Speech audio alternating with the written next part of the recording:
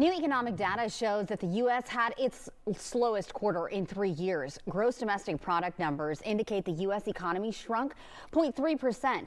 The downturn reflects a rush to purchase imported goods ahead of looming tariffs. President Trump responded to the data on Truth Social, blaming former President Biden and writing it had nothing to do with tariffs. Democrats want the president to reverse course. People's life savings and college plans for their kids are being gutted. Tens of thousands of jobs are getting cut, and investors are looking for more stable places to invest their money. The Commerce Department reported that inflation cooled slightly last month, with consumer prices rising 2.3% in March from a year ago.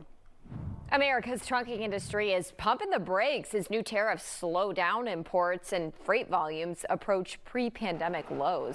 Fox's Sarah Alegre is live right here in Houston. And Sarah, those trucks move the majority of products here in the U.S.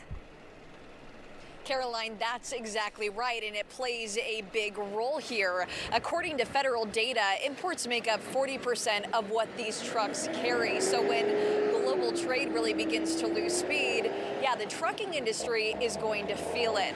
Now, I talked to the Greater Houston Trucking Association. They tell me the expected slowdown mirrors what we saw in years 2018, 2019 during the last U.S.-China trade war. But they say truckers learned from that experience, and fleet owners are adjusting their game plan.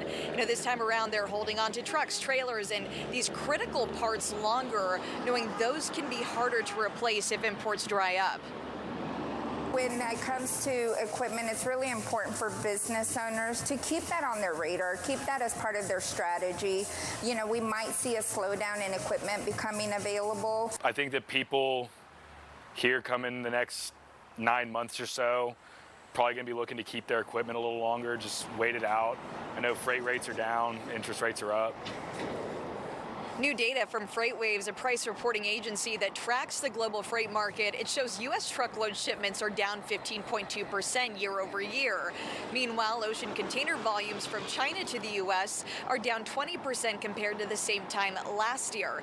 But not every sector is expecting a slowdown here. For example, one professional I spoke to thinks he'll still move plenty of auto parts.